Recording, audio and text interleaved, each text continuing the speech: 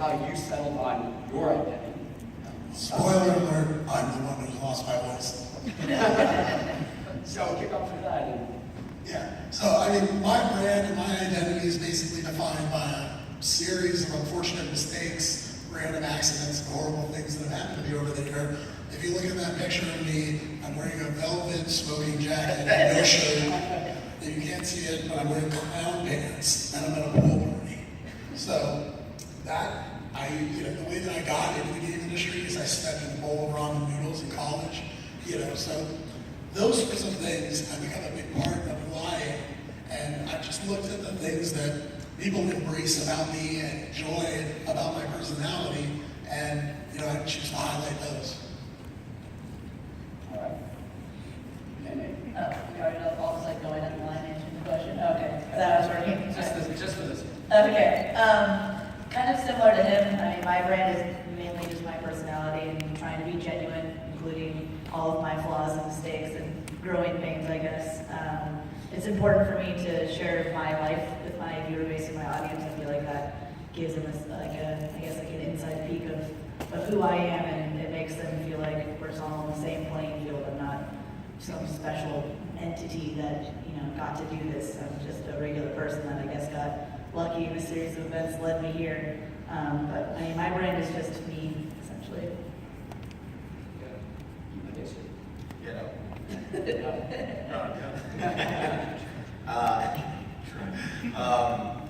guess it was an organic thing for me. I never really sat down and was like, this is what I want to be on the internet. This is who I want to present myself as. It was just like, I would scream on the microphone and talk shit to people at Call of Duty 5 years ago, and I was like, hey, I can do this on YouTube too. It totally works. That was like the extension, essentially, just taking the camera on my face and just doing what I normally do in private, I guess. Right. Kind of discovering who you are, sort of as a to get who you are. Yeah. Okay, cool. Thank you. Sevadus. Yeah, I think for me, so I have sort of two identities that kind of come together. I have my personal identity, and then I have the brand identity of the company that I created. And I think there's an intersection there. So much like everybody else, it's kind of just growing up on Twitch and YouTube that sort of defined, my personal identity. I think all of us are definitely considered personality broadcasters and such. So expressing ourselves and just being real with our audience is that's basically it to defining my identity. With my company's identity, which is a bunch of broadcasters, we actually did sit down and had a bunch of PR and identity meetings and sort of discussing what kind of messaging we wanted all of us who are completely different to come together and figure out what is the same with all of us and sort of create a brand identity. All right, perfect. Thank you. And these are really humble guys. Sevadus, the CEO and one of the co-founders of the Nerd Fusion Group. So if you're not already familiar, check them out and some of the other streams within. And Omi pulled together OPG, the Online Performers Group, which runs our Lolrenaynay, Eatmydiction, and others on its roster. So fantastic group of personalities as well. So check those out. But that's also something to think about. As you're growing as a streamer, you're trying to become a broadcaster, actually make a living, looking to others that sort of connect with you in your circle, building as a group, right? Building a brand around you itself could also be very beneficial. So, all right, well, thank you guys for sharing that. So we'll go over to the next thing. So Matt, we'll just kind of hop around now. Feel free to check in. So Matt, you just alluded to you guys just as a group, have an actual messaging session, right? Anyone can do this. Messaging is not hard. Just sit down with a piece of paper, knock out a couple bullet points about what differentiates you, what really describes you, makes you unique, right? But also helping to use that as a guiding point to keep you and maybe your group sort of aligned, right, where you actually fit together. So you as an individual personality, what do you do? Do you get into any sort of zone or anything in that sort of mindset before you start streaming? I mean, hopefully it's probably just natural to you, but are there some things that you kind of think about before you start streaming about what you want to accomplish or convey to your audience? Yeah, I used to spend a lot more time doing that when I had time. I used to spend a lot of time thinking about, okay, so this stream, my goals are to do this in the game and then to do this my community, right? Which is sort of the PR angle. At some point, though, it just becomes you have this overarching goal, and you sort of just daily iterate on that goal. So it's not so much a thought that goes into it anymore, as you kind of know where you want to go in the future, and you just sort of incrementally work towards that goal. Okay.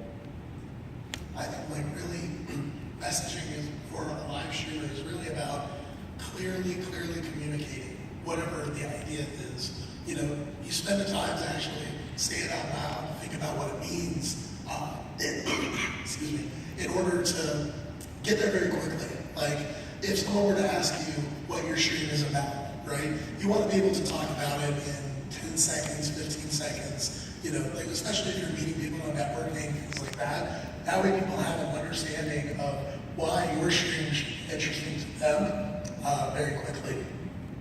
I mean, I don't personally have any real preparation that I do before my stream. I guess in a broader sense, I try to stick to a certain set of, I guess not morals, but just things that are innately me that I want to keep being about me. I mean, for me, I'm highly opinionated. I have a lot of opinions about feminism. I'm a strong, like, female role model for a lot of people. So those certain things are things that I will think about while I'm streaming, obviously, but just not necessarily things I think about right before my stream. They're just more parts about myself that I want to keep going as I grow. They're parts of me that I don't want to change because they're part of my brand and they're important.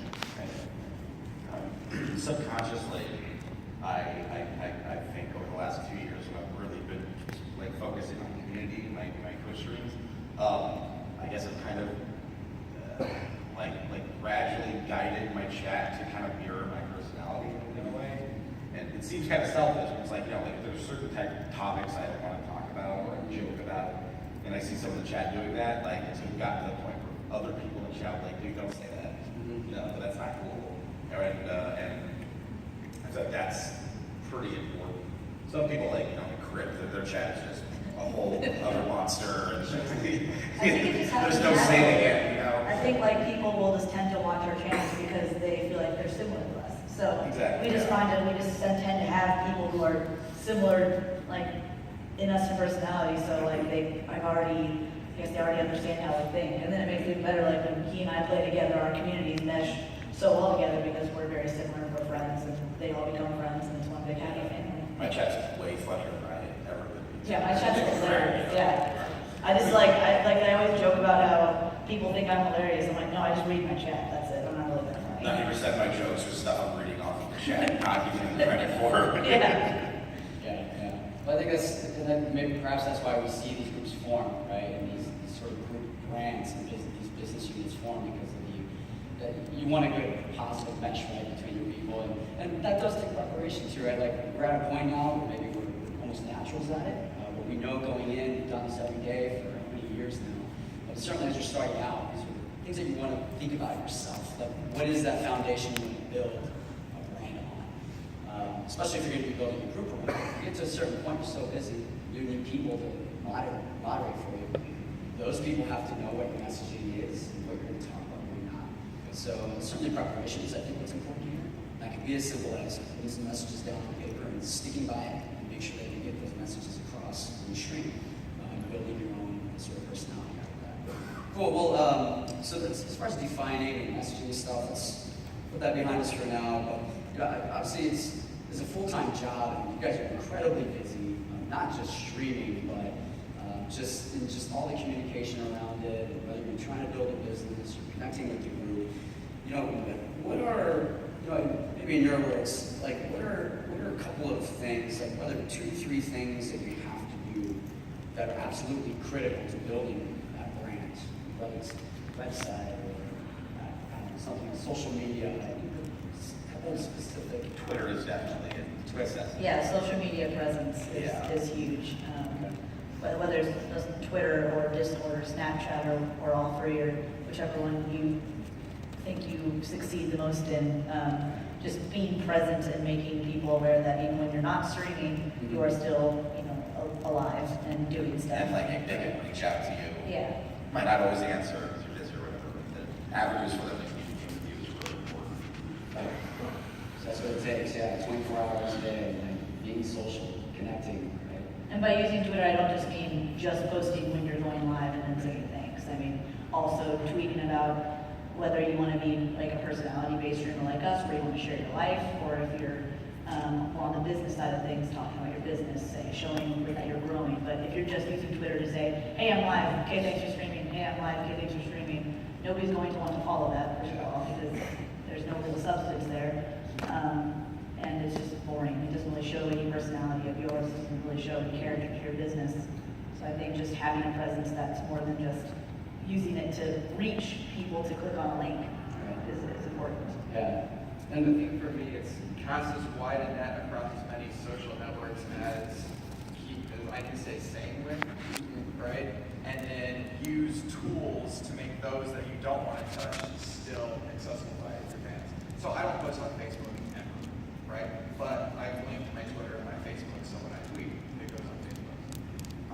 Those kinds of tools there's tons and tons of them out there that can do that kind of thing. And I think at last count, there's like 350, 400 social media sites that have more than like 50, 60,000 people on sort of stuff.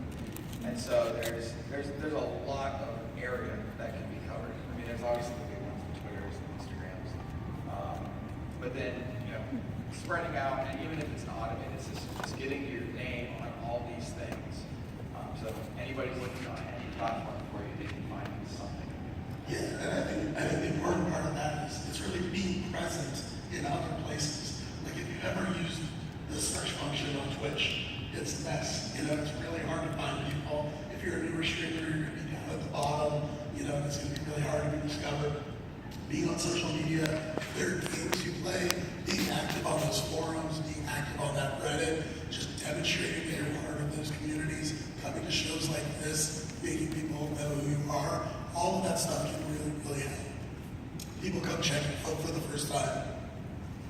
Yeah, I mean, that way networking too, just like making friends, not just being like, hey, you're a streamer, and I'm a smaller streamer, you can benefit me, but I can't, like, don't do that, don't ever do that.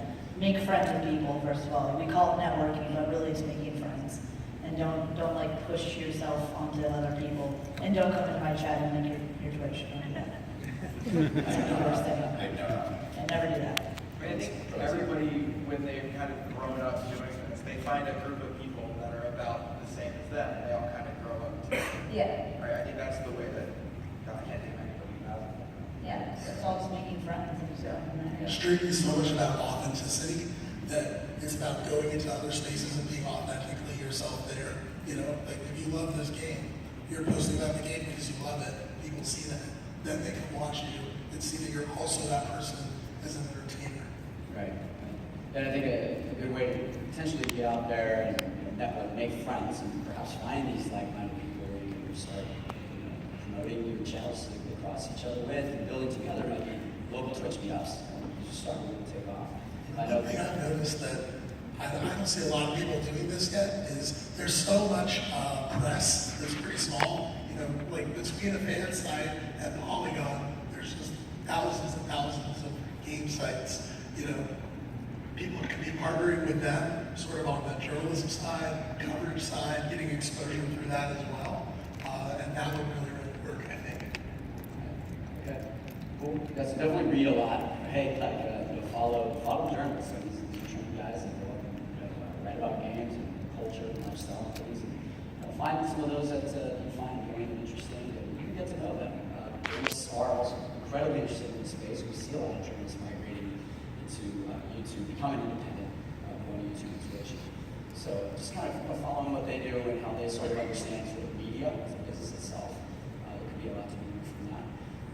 And so obviously, like outside of the Twitch stream or this YouTube just rolled out their backstage, maybe using it or not, but it's like Twitter is the number one thing for continuing the conversation and talk outside of it. Mentioned Discord. Are there any other communities or channels of communication out there? Maybe a couple more that you find that are really sort of appealing and growing. You've heard of player.me type of gamer community or stuff like that. There's a lot, right? There's about 5 Split Media Labs, Split guys. Yeah, Curse has redone their voice thing. it's very similar to Discord in a lot of ways, and having communities of going. I think what I use the most, honestly, is a program called Slack, which is not something that the public can see, right?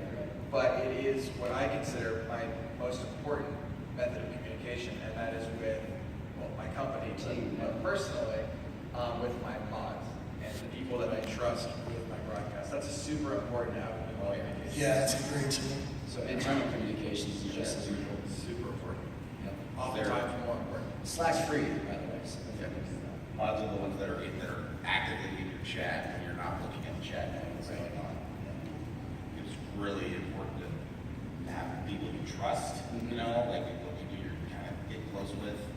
And what I've done is if I want new mods, they all have to agree on someone. Because they're the ones that see the personalities and see if they know if they're going to be a right fit for the team and stuff like that. So you got to treat your mod team as like a real company team.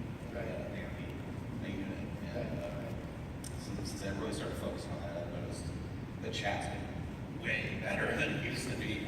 Way more in control, less obnoxious people showing up and spamming and stuff like that. Yeah, I do the same thing with Discord. I have a mod chat in my Discord set up, and I think Discord or something like Chris Boyce, just things that aren't necessarily Twitter, just being able to have actual conversations. Like it's basically a glorified chat room that you can control and make it so you can have subscribers only. You can have a lot of different ways that you can, control like who can see what. But I have a general chat where I can just talk to everyone. I'll go in there and post stuff, and we'll have good conversations. And if I want to make changes to my channel, I'll say like, hey guys, what do you guys think about this emote idea, or what features do you guys want to get out of your sub benefits? I ask my audience directly, what do they want from me, I guess. yeah. Have you ever asked them like, what their preferred method of social media is outside of media that you?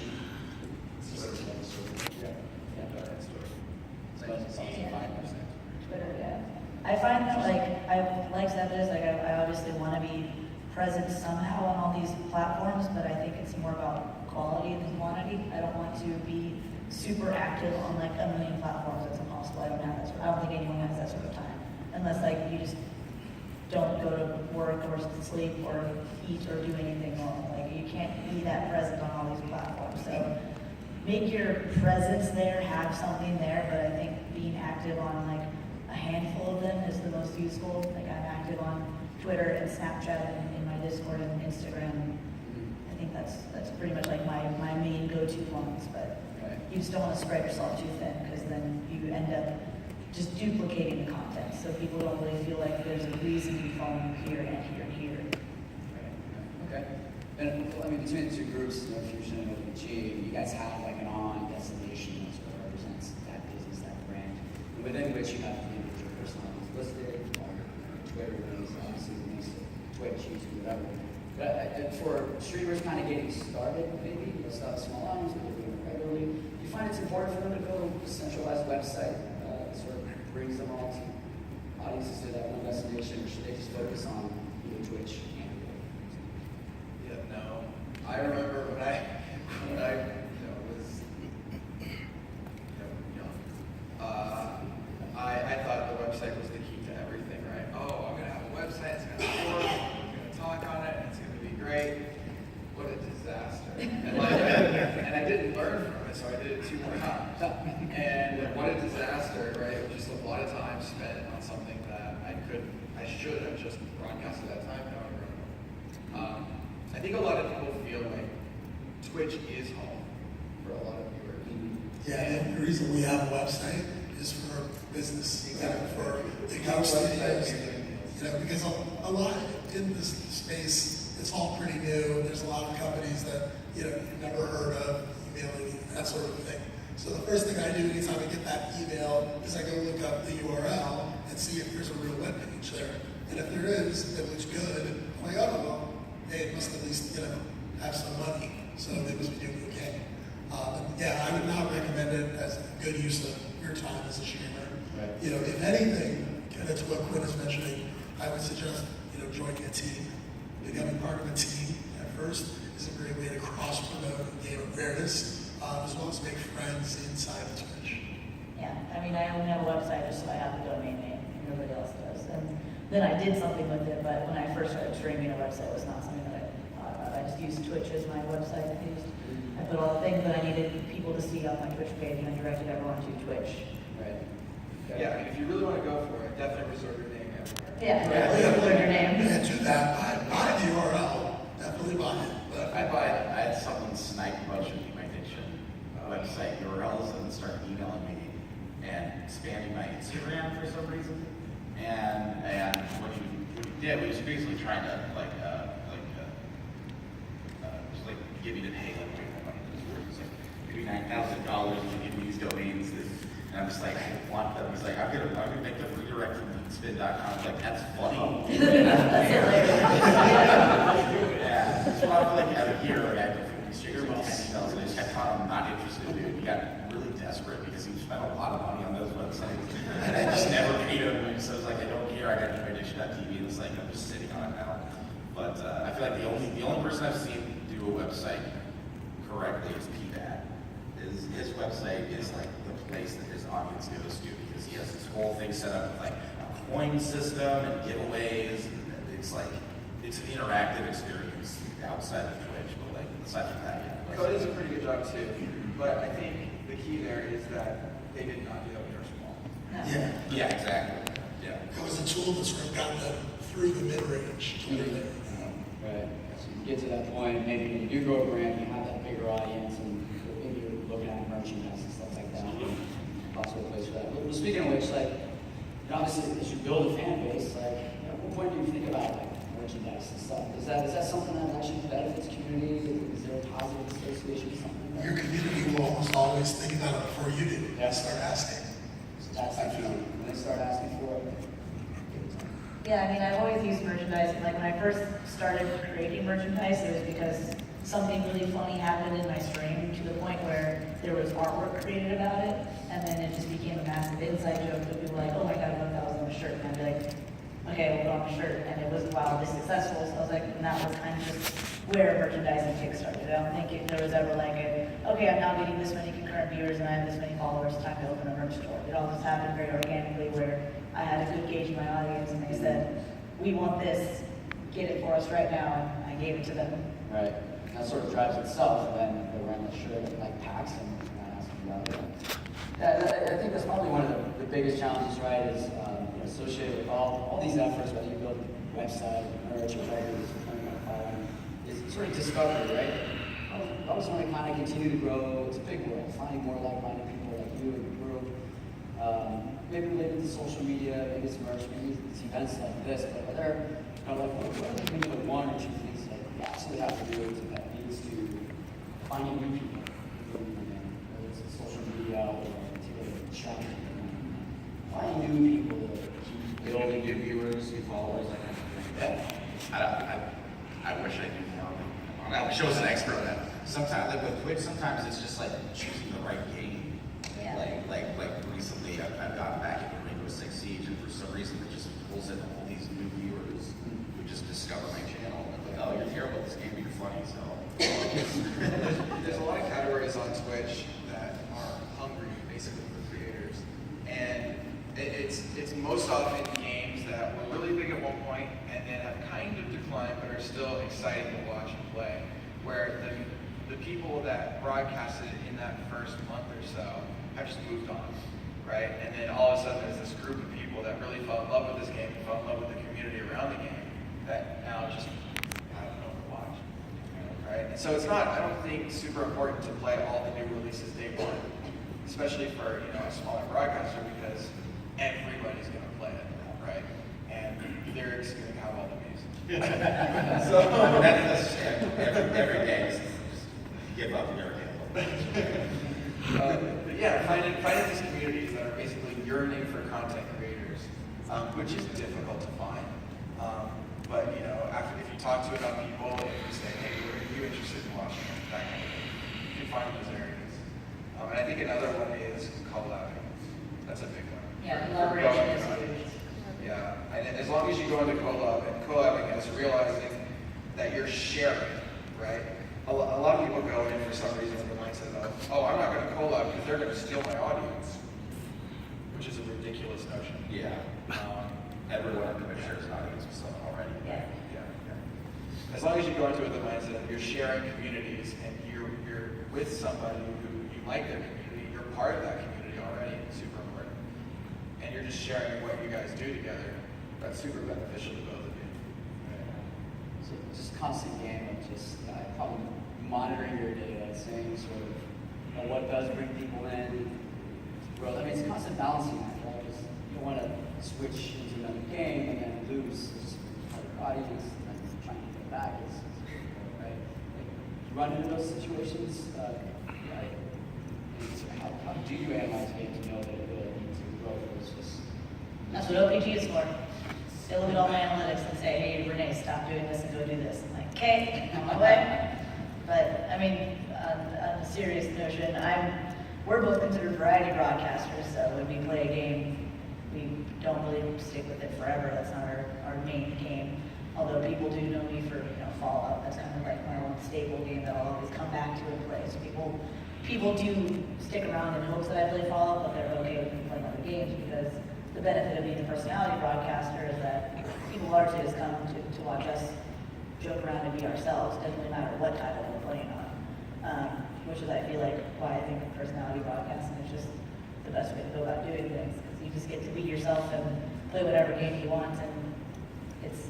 I've talked to a lot of streamers who are who have locked themselves into streaming just one game, and their audience will not show up for anything else, and they're miserable. Yeah. They're so like, I hate Hearthstone. I'm so done with this game, but I can't not. I have to play it. Yeah, So I definitely used a to be in hard that situation. Oh, really? Yeah, I did 4 years of Minecraft, and that was it. It sounds like prison. I did 4 years of Minecraft. It's still really fun, but it's nice. Yeah. And it's still the go-to when there's nothing else going on. But it definitely is a challenge to sort of break out of that. I did find that growing by doing one thing really well over and over and over again is a super effective way to grow. Yes. Yeah, It's I a hard agree. way to grow, but it's a really effective way to grow.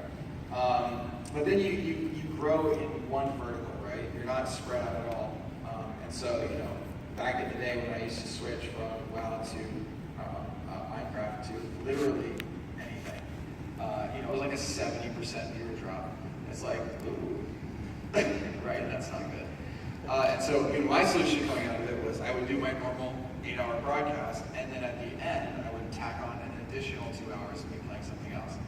And eventually that sort of merged into now being, I can call myself variety, and I can basically go play anything I want at this point. But it was a long, hard process to switch that out. Yeah, I do agree. I do think that it's especially if you're growing, that it's good to stick with. If you have a good audience on a game, then stick with it. But also add on variety somewhere, so where people can see your personality in another game, and maybe you can introduce them to that game. Maybe they could just stick around and see your person, because my personality changes for a lot of different games that I play. The way that I play Fallout is completely different from the way I play Siege. It's stop. But I think it's really important to not pigeonhole yourself, because it can be scary if you do get to a certain size and then you're stuck playing Hearthstone, because you'll get 5,000 viewers of Hearthstone and then you'll switch to anything else and it drops down to a couple hundred. That sucks, and you don't want to be stuck on the same game. You don't want to be imprisoned in a game. That's where the messaging comes in, right? If you're training your audience, constantly reminding them, yeah, we're going to play other games too, they can't be as bad when you do. Yeah, and I think the key is when you get to that point where you're playing this one thing and you want to do something else, don't replace ad, which is very difficult a lot of the time, because you're like, wow, am I going to sleep? And the answer is probably no, and that's okay. You still sleep for a year, and you can sort of migrate that down so that your main game is taking up less and less of your time. Your audience is still being retained, and you're constantly talking about other games. That's the key. When I play Minecraft, I rarely talk about Minecraft at all. I'm constantly talking about other games. right. That's why it's important to be here and not just streaming from before, but walking around, checking out what's coming up, what's interesting out there. Always searching for something that connects with your audience, right? Maybe continue to branch out and do different things. Correct me if I'm wrong, but Eatmydiction, I think, do you have a second channel as well, or just the one on YouTube? Main channel. I have 2 channels on YouTube, one of which I have not uploaded anything for a year. Okay. Yeah, so it's a vlog, just random cooking and stuff like that. Gotcha. I didn't have time to keep up with it. Yeah, and the reason why I ask is, I've noticed other streamers trying to break from that core banner that they're so focused on, setting up a second channel, right? But it seems like, at least from my understanding, you never really get back to that point of engagement we have with the recording.